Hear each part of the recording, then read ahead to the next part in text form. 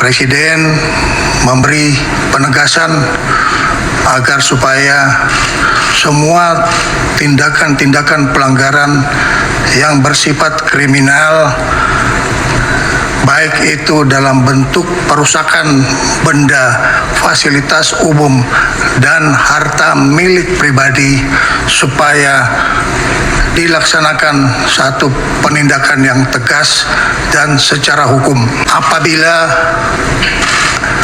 terjadi hal-hal yang menyangkut soal keselamatan bagi pribadi maupun pemilik rumah pejabat yang mengalami penjarahan, maka petugas tidak ragu-ragu untuk mengambil tindakan tegas terhadap para pelaku kerusuhan dan penjara. Yang seperti saya ceritakan di banyak podcast itu ya, saya dipanggil, biasanya manggil itu berlima, ini saya dipanggil sendirian, gitu lah. Tahu-tahu dimarahin, jadi hentikan. Saya kan bingung yang dihentikan apa. Setelah saya duduk, ternyata Setnov suruh menghentikan. Nah kita zaman itu kan belum ada SP3. Iya betul. Jadi itu kejadiannya yang mengagetkan kita semua. Dan itu sebetulnya kalau berkali-kali saya sampaikan, itu namanya obstruction of justice. Iya betul. Bisa ditangkap sebenarnya. Ditangkap. Tinggal sekarang siapa yang berani atau tidak? Tinggal siapa yang mau nangkap aja karena.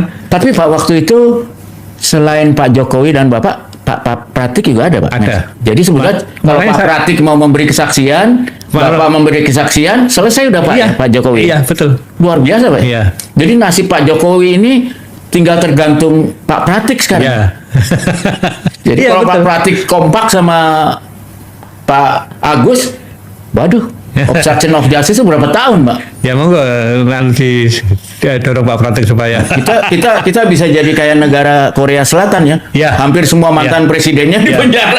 Nah kita malah belum itu tapi juga kurang baik loh kalau belum itu. Ya karena Korea Selatan mungkin bisa maju seperti sekarang karena itu juga, Pak. Ya. Karena kan Korea Selatan tahun 50-an tuh jauh lebih miskin dari Indonesia, Pak. Iya betul. Ya. Karena yang maju kan malah Korea Utara yang punya industri waktu itu. Iya betul. Sekarang kita ketinggalan jauh dari Korea Selatan ya. Mungkin karena kita nggak berani menjarain presiden kita atau mantan presiden kita, Pak ya. Waktu itu Bapak kan juga ketua KPK, ya. Dan sekarang pimpinan KPK itu dianggap sebagai mereka yang penuh kontroversi, justru dan dijadikan sebagai alat politik kekuasaan. Waktu zaman Pak Agus gimana? Waktu zaman saya, dia mencoba mau dijadikan alat kekuasaan, tapi karena waktu itu masih independen, masih tidak di bawah presiden, kita masih bisa menyangkal atau bisa tidak mengikuti apa yang diinginkan oleh presiden. Oh, jadi waktu itu Pak Agus sendiri bisa merasakan KPK itu mau dijadikan sebagai alat kekuasaan? Mohon maaf, ini perlu saya ungkapkan karena semuanya harus jelas, dan saya pikir baru sekali ini saya mengungkapkannya di media yang boleh ditonton orang banyak. Bicara pada beberapa teman sudah, tapi kepada media seperti itu mohon maaf. Kenapa saya kemudian tadi di jawab depan juga menyoroti tone of the top, keinginan Pak Jokowi itu kemudian perlu juga menjadi perhatian kita.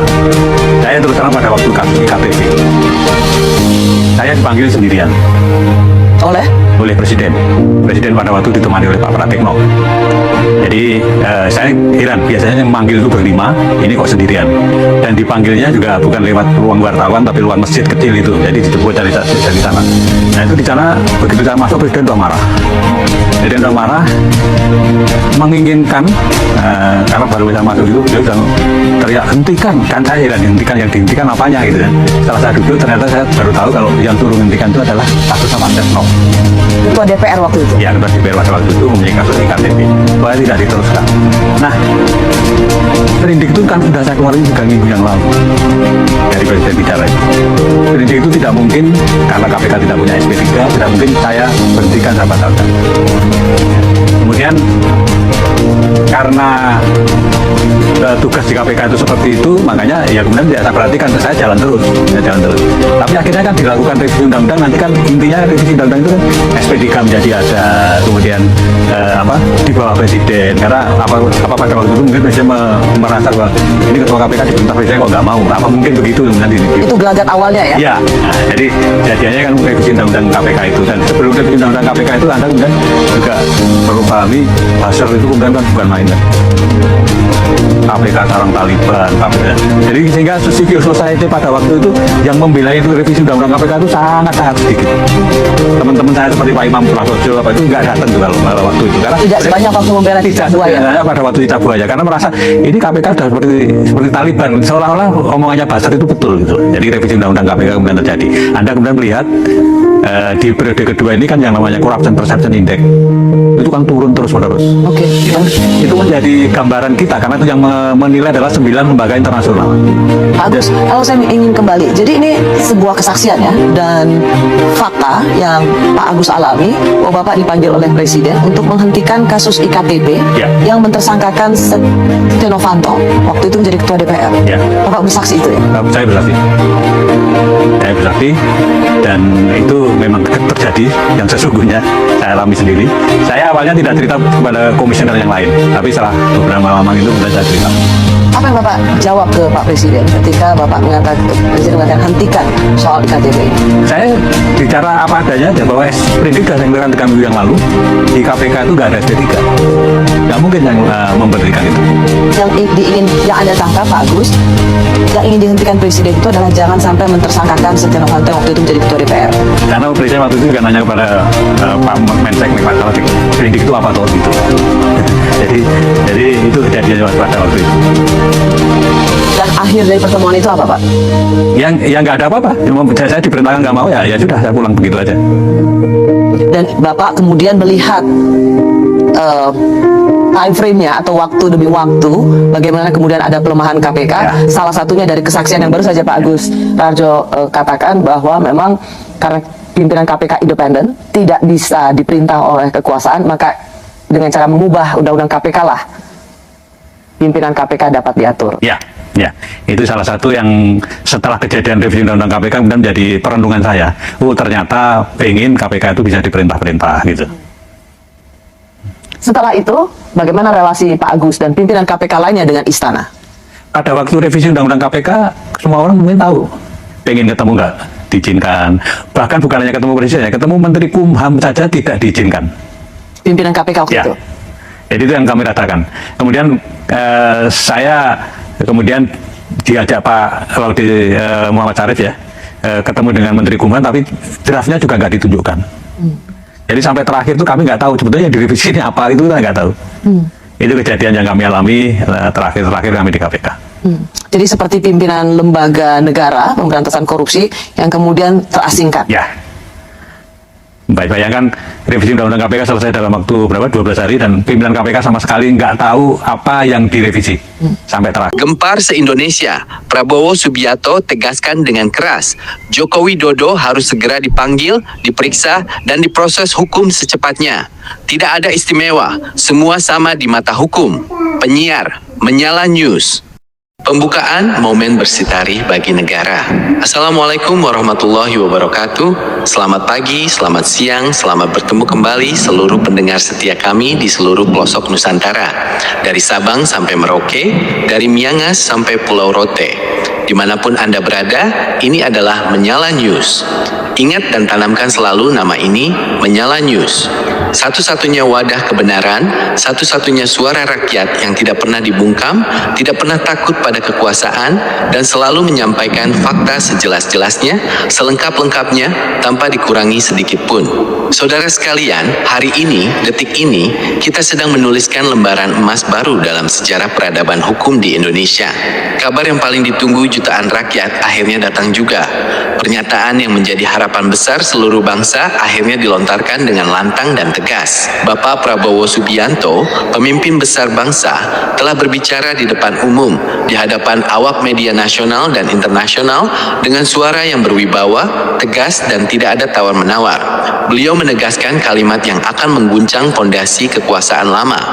Sudah cukup semua ketidakjelasan ini. Saya tegaskan dengan tegas dan mutlak. Joko Widodo atau yang kita kenal dengan sebutan Joko Widodo harus segera dipanggil, harus diperiksa, dan harus diminta keterangannya oleh penegak hukum secepatnya. Tidak boleh ada penundaan, tidak boleh ada pengamanan khusus, dan tidak ada istilah kebebal hukum di negara kita. Kalau dia bersih, tunjukkan bukti. Tapi kalau terbukti ada kesalahan, pemalsuan dan penipuan publik, maka dia harus bertanggung jawab seberat-beratnya di hadapan negara. Ya, saudara pendengar, kalimat itu asli, utuh, dan langsung dari mulut Pak Prabowo. Ini adalah sinyal bahwa zaman di mana pemimpin bisa sembunyi di balik jabatan sudah berakhir. Apa isi lengkap pernyataan beliau? Apa saja alasan kuat dan bukti yang membuat Pak Prabowo sampai mengambil sikap tegas ini? Bagaimana rincian tuntutan pemeriksaan ini? Dan apa dampak dahsyatnya bagi masa depan Indonesia? Kita bahas semuanya, sangat panjang, sangat rinci, dan sangat lengkap selama 18 menit ke depan hanya di Menyala News. Pukul 4 jam 8 lewat 10 menit. Isi lengkap dan rinci pernyataan Prabowo, ini urusan marwah negara. Saudara sekalian, mari kita bedah poin demi poin isi pidato lengkap Bapak Prabowo Subianto. Beliau menjelaskan panjang lebar agar seluruh rakyat paham kenapa langkah ini harus dilakukan sekarang juga. Beliau memulai dengan nada serius. Saudara-saudara semua, saya mengambil pering ini bukan karena alasan politik, bukan karena dendam pribadi, tapi semata-mata demi kehormatan negara dan masa depan anak cucu kita. Selama bertahun-tahun, rakyat bertanya, rakyat ragu, dan rakyat gelisah. Syarat utama menjadi pemimpin adalah dokumen pendidikan yang sah. Tapi di sini ada begitu banyak laporan kejanggalan, ada begitu banyak bukti ketidaksesuaian, ada tuduhan pemalsuan yang sangat berat. Beliau menegaskan kembali landasan hukumnya. Di undang-undang sangat jelas tertulis, setiap pejabat negara wajib melampirkan ijazah asli yang sah. Dokumen itu harus tercatat, harus terdaftar, dan harus diakui oleh lembaga berwenang. Kalau ada keraguan, maka kewajiban pemilik dokumenlah yang harus membuktikan keasliannya, bukan rakyat yang harus membuktikan kepalsuannya. Saya sudah menerima laporan lengkap dari tim ahli, dari akademisi UGM, dari Pak Roy Suryo dan timnya. Mereka sudah bekerja keras berbulan-bulan, memeriksa serat kertas, jenis tinta, nomor seri, arsip lama, sampai saksi mata. Hasilnya sangat mengkhawatirkan. Ada indikasi kuat bahwa dokumen-dokumen itu tidak sesuai standar negara. Oleh karena itu, perintah saya tegas sekali kepada Kapolri, kepada Jaksa Agung, kepada seluruh penegak hukum. Segera susun tim khusus, segera panggil saudara Joko Widodo. Suruh dia bawa semua dokumen aslinya dari SD sampai perguruan tinggi. Periksa satu persatu di bawah pengawasan ahli. Lakukan ini secepatnya, hitungan hari, jangan minggu atau bulan. Biar selesai sekarang juga. Ingat baik-baik, Indonesia negara hukum. Di mata hukum, petugas kebersihan sama tingginya dengan mantan presiden. Tidak ada yang lebih tinggi dari hukum. Kalau terbukti dia bersih, saya orang pertama yang minta maaf kepadanya. Tapi kalau terbukti ada kejahatan pemalsuan dokumen negara, maka hukum harus jatuh seberat-beratnya. Tidak ada ampun demi memberi pelajaran pada generasi mendatang. Begitu tegas, begitu jelas, dan begitu adil pernyataan beliau. Ini adalah bukti kepemimpinan yang benar-benar berpihak pada kebenaran. Hanya Menyala News yang menyajikan teks lengkap seperti ini. Jam 8 lewat 10 menit, jam 11 lewat 40 menit, dasar kuat, bukti-bukti yang sudah menggunung. Mengapa Pak Prabowo sampai bicara sekeras itu? Karena data dan bukti yang ada sudah sangat banyak, sangat nyata, dan tidak bisa ditutup-tutupi lagi. Ini rincian lengkapnya yang kami rangkum khusus untuk Anda. Pertama, temuan akademisi UGM. Profesor Dr. Naim dan timnya sudah memverifikasi arsip pusat Universitas Gadjah Mada. Kesimpulannya, tidak ada rekam jejak, tidak ada nomor mahasiswa, tidak ada kartu rencana studi, tidak ada berkas skripsi. Dokumen yang dipamerkan Jokowi memiliki kertas dan tinta standar tahun 2000-an, padahal diklaim keluar tahun 1980-an. Ini fakta ilmiah yang tak terbantahkan. Kedua, bukti tim Roy Suryo. Tim Roy Suryo menemukan lebih dari 27 poin perbedaan pada ijazah SMA saja. Mulai dari ukuran kertas, jarak tulisan, posisi cap stempel, hingga tanda tangan kepala sekolah yang beda jauh. Mereka punya dokumen asli pembanding dan bedanya sangat terlihat jelas dengan mata telanjang. Roy Suryo siap bersumpah di pengadilan bahwa itu rekayasa. Ketiga, manipulasi data sistem. Data pendidikan nasional menunjukkan data Jokowi baru masuk ke komputer pusat pada tahun 2014, tepat saat dia mendaftar jadi calon presiden. Sebelum tahun itu, namanya tidak ada dalam sistem. Artinya datanya disisipkan belakangan, bukan asli sejak sekolah. Keempat, saksi mata. Ada mantan guru, teman seangkatan, dan petugas arsip yang bersedia bersaksi bahwa dulu Jokowi tidak menyelesaikan sekolah atau datanya kosong. Semua bukti ini sudah diserahkan ke meja pimpinan. Inilah yang membuat Prabowo yakin dan berani memerintahkan pemeriksaan secepatnya. Jam 11:40 pukul 14, kubu Jokowi panik dan mulai cari alasan. Berita perintah Prabowo ini bagai petir di siang bolong bagi kubu Jokowi. Dulu mereka sangat sombong, berani menantang dan bilang silakan ambil saja dokumennya. Tapi sekarang situasinya berbalik 180 derajat. Sumber terpercaya kami dari lingkaran dalam melaporkan suasana sangat kacau. Rapat darurat dilakukan setiap malam. Wajah mereka pucat dan gelisah. Nada bicara mereka berubah drastis. Dulu berani bilang ijazah sah, sekarang mulai muncul alasan-alasan lemah. Dokumen sedang dirapikan, ada bagian yang rusak takut hancur, perlu waktu menyiapkan, padahal kalau asli tinggal ambil dari lemari dan bawa, tidak perlu waktu lama. Rakyat makin yakin alasan itu tanda ketakutan. Mereka tahu kalau diperiksa sekarang juga, kebohongan mereka akan terbongkar total sebelum sempat diperbaiki atau diganti. Perintah Prabowo secepatnya ini sangat cerdas, memutus semua jalan lari mereka. Di luar kediaman Jokowi, massa rakyat mulai berjaga damai membawa spanduk, penuhi perintah Prabowo. Jokowi tunjukkan ijazahmu jika berani. Hukum harus berlaku adil. Semangat rakyat luar biasa tinggi. Mereka sudah menunggu keadilan ini lebih dari 10 tahun lamanya. Pukul 14 jam 15:40. Dukungan seluruh elemen bangsa. Langkah Prabowo ini langsung mendapatkan dukungan mutlak dari seluruh lapisan masyarakat. Kalangan hukum, Ketua Peradi berkata, ini langkah sejarah. Akhirnya ada pemimpin yang berani tegakkan prinsip bahwa di Indonesia tidak ada warga negara istimewa. Kami dukung penuh pemeriksaan ini. Kalangan akademisi, rektor berbagai universitas berkata, ijazah adalah harga diri pendidikan.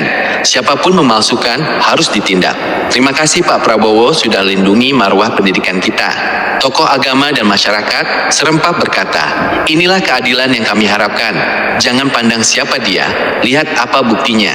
Dukungan ini membuat posisi penegak hukum makin kuat dan tidak bisa diganggu-gugat lagi. Proses pemeriksaan tinggal menunggu waktu saja. Jam 15:40, jam 16:40. Apa yang terjadi saat diperiksa? Saudara pendengar, mari kita bayangkan apa yang akan terjadi nanti saat Jokowi dipanggil. 1. Dia akan diminta menyerahkan dokumen asli. 2. Tim ahli akan bandingkan satu persatu dengan standar negara. 3. Dalam hitungan jam saja hasilnya sudah ketahuan, cocok atau tidak. Kalau cocok, dia bebas, bersih, dan kita hormati dia. Kalau tidak cocok, tidak ada, secara hukum itu adalah pengakuan bersalah. Konsekuensinya berat, dicabut segala gelar, dikembalikan semua fasilitas negara, dan diproses pidana pemalsuan dokumen negara. Logikanya sangat sederhana. Orang yang benar tidak akan takut diperiksa. Orang yang jujur tidak akan cari alasan. Jam 16:40, pukul 18. Penutup awal keadilan sejati. Saudara pendengar sekalian, itulah laporan kami yang sangat panjang, sangat mendetail, dan sangat lengkap selama tepat 18 menit ini. Kita simpulkan poin pentingnya. Prabowo Subianto sudah berikan perintah mutlak. Joko Widodo harus diperiksa secepatnya. Dasarnya kuat, ada bukti ilmiah, data, dan laporan ahli yang menggunung. Kubu Jokowi dalam tekanan berat dan mulai panik. Seluruh rakyat Indonesia mendukung langkah ini demi keadilan. Ini adalah awal baru Indonesia. Zaman kebohongan sudah lewat, zaman kebenaran sudah datang. Terus pantau perkembangannya, jangan percaya berita yang berputar-putar, percayalah hanya pada sumber yang paling jujur dan paling berani, Menyala News. Kami akan terus melaporkan sampai proses selesai dan keadilan benar-benar tegak. Sekian laporan khusus hari ini, saya pembawa acara Menyala News, pamit undur diri. Sampai jumpa di laporan selanjutnya yang akan makin dahsyat lagi. Halo Sobat Politik, selamat datang kembali di channel ini. Nah, teman-teman semua, kita sudah menonton sebuah cuplikan video menarik, dan dari video tersebut banyak komentar netizen yang meluapkan isi hatinya. Sebelum saya bacakan satu-satu, jangan lupa like, komen, dan subscribe, agar channel ini bisa berkembang dan kita bisa berbagi informasi selanjutnya. Langsung saja saya akan bacakan komentar. Pertama dari Abu Samah mengatakan, kami rakyat sangat setuju, yang korupsi dihukum mati aja. Komentar selanjutnya dari Dedi Supriyadi mengatakan, konstitusi di Indonesia sudah diacak-acak sama si Jokowi. Bentar lagi mati karena azab pengkhianat, amin. Komentar selanjutnya dari Pinjam Dulu 100 mengatakan, alhamdulillah usut sampai tuntas. Komentar selanjutnya dari Hadi Wibowo mengatakan, hukum di Indonesia itu tidak berani tegak, paling parah dan di. Komentar selanjutnya dari Sutardi mengatakan, alat negara jadi oknum tameng pejabat gerombolan mafia perampok uang rakyat, dikorasi, dicolong, sumber alam mineral dirampok. Rakyat sangat tidak percaya ke oknum elit pejabat negara di semua bidang. Banyak opini, omongannya halus meyakini, tapi aslinya ras iblis. Rakyat selalu disakiti, cita-cita amanah leluhur selalu dijegal. Kapan amanah GBHN Undang-Undang Dasar 1945 akan diterapkan, isinya sakit-sakit. Komentar selanjutnya dari Homiliyah Siti mengatakan, hidupnya terang benderang, usut sampai tuntas. Denos mengatakan, mari kita jadikan bumi pertiwi Indonesia menjadi negara-negara suri taulan untuk dunia. Komentar selanjutnya dari Khrai Nisa mengatakan, sangat mendukung, keren, penjarakan, jangan cuman penjara saja, hukum pidana. Komentar selanjutnya dari Adil Tarigan mengatakan, kalau tidak mau terjadi kerusuhan, hukum harus ditegakkan tanpa pandang bulu, siapapun tidak ada yang kebal hukum. Komentar selanjutnya dari Didi Kujang mengatakan, siapa yang berani tangkap koruptor? Banyak yang jadi sandranya akan melindunginya, sama-sama koruptornya. Dari Kholik Santoso mengatakan, sudah terang benderang daya rusak Joko Oi dan keluarga, secepatnya ditangkap, bongkar semua kasus-kasusnya secepatnya, demi keadilan berbangsa dan bernegara. Rakyat sudah gemas sekali. Komentar selanjutnya dari Kecut mengatakan, halo bos, coba buktikan dengan tindakan nyata. Jangan cuma sekedar kuar-kuar di mimbar. Kenapa hingga detik ini kok Jokopret masih belum bisa disentuh oleh masalah hukum yang jelas bisa menyeret si Jokopret? Hayo buktikan dengan tindakan nyata. Kami menunggu sebagai rakyat, menunggu keadilan harus ditegakkan dengan jujur, tegas, terbuka. Komentar selanjutnya dari Rizal Forum mengatakan, koruptornya juga Pak harus diproklamirir seperti ini agar rakyat tahu mana yang pribadi, mana yang uang rakyat. Selanjutnya dari Yuni Susilowati mengatakan, semoga ini benar, keadilan ditegakkan dengan seadil-adilnya dan sejujur-jujurnya agar rakyat Indonesia bisa merasakan bagaimana hukum kita ditegakkan dan dijalankan oleh penegak hukum. Komentar selanjutnya dari Selamatkan Jokowi dari tindakan komentar selanjutnya dari Abdi Novela mengatakan, selamatkan Jokowi dari tindakan korupsinya di omon-omon.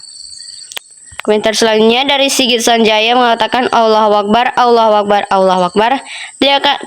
Tegakkan hukum, semua harus diperlakukan sama di hadapan hukum, tidak ada yang istimewa. Justru jika yang melanggar hukum adalah penyelenggara negara, hukumannya harus lebih berat, dilipat gandakan karena telah menyalahgunakan amanah rakyat. Selanjutnya dari Leangana mengatakan, pejabat yang korupsi miskinkan, buang ke Nusa Kambang aja selama hidupnya.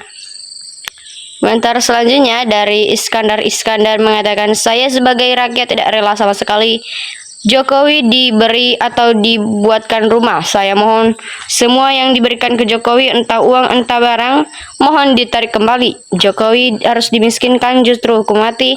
Soalnya bikin jelek negara kita di mata dunia. Komentar selanjutnya dari Gigi Namulyono mengatakan hukum tumpul ke atas, tajam ke bawah. Koruptor penjarakan ke bawah koruptor. Penjara kekayaan rakyat kok didiamkan. Komentar selanjutnya dari Tino Supe mengatakan alhamdulillah nyampe juga doa masyarakat bisa menguak sampai kebusukan Wiwi. Komentar selanjutnya dari T Zamin mengatakan judulnya doang berani nggak action. Dari Agus Santosa mengatakan semoga cepat binasa mengenaskan, amin. Komentar selanjutnya dari MDJ Jumardi, saya lebih percaya jika ada orang berkata besok matahari akan terbit dari barat daripada apa yang dikatakan Bapak Prabowo. Komentar selanjutnya dari Nandi Anwar mengatakan bukan rahasia umum pejabat-pejabat dan oknum-oknum aparat pelundung dan backing kejahatan. Komentar selanjutnya dari Leanga mengatakan emang benar ternyata Jokowi banyak akal busuknya selama ini, presiden terkorup. Ujan Sandang mengatakan kita perlu bukti, jangan banyak omong. Kamu presiden, buktikan. Proses Jokowi, buktikan bahwa kamu berwibawa, rakyat butuh kepastian. Komentar selanjutnya dari Budi Santoso mengatakan kalau Prabowo ucapannya benar rakyat baru mendukung 100%. Walau pilpres saya nggak dukung, buktikan. Dari Rocky Jin mengatakan bagaimana kalau tanah milik rakyat diambil oleh pejabat atau pengusaha yang ambil secara paksa. Komentar selanjutnya dari Abafir mengatakan penegak hukumnya pada masuk angin. Sutoro mengatakan hidup menyala news mantap, tolong beritakan terus untuk kebenaran apabila polisi dan jaksa yang membuat pasal hingga Bambang Tri dan Gus Dur dipenjarakan tanpa bukti keberadaan ijazah Jokowi ini harus diusut ulang, bila perlu polisi dan jaksanya dihukum juga untuk pembalasan dan dipecat dari pegawai karena hukum hanya untuk dipermainkan saja. Hidup Pak Prabowo, semoga sukses selalu, amin. Komentar selanjutnya dari Salmon Siagan mengatakan rakyat menunggu kepastian negara paling kaya di Asia tapi rakyat miskin supaya bagaikan menangguk ikan di air kerus di waktu caleg. Pendidikan berkata dikasih makanan hari ini besok sudah lapar, tapi kasih pancing dan diajari memancing akan makanlah selamanya. Si koruptor di penjara kelas hotel, mana mungkin kapok. Ditambah lagi berbuat baik dan lain-lain, sehingga penjara hanya tempat lewat aja. Kalau boleh buang si koruptor ke Natuna sana dan sita hartanya sesuai hasil korupsi, dan anak-anak sampai keturunan ke-6 harus dipakai tanda keturunan korupsi sama dengan zaman Orba biar orang takut berbuat korupsi. Komentar selanjutnya dari Imam Supardi mengatakan semoga masih ada harapan bagi Indonesia untuk bisa menghukum Jokowi dan keluarga dengan seberat-beratnya. Baik teman-teman, sampai di sini saja komentar yang kita bacakan. Sampai jumpa di video selanjutnya. Terima kasih sudah menonton sampai akhir. Jangan lupa like, komen, dan subscribe.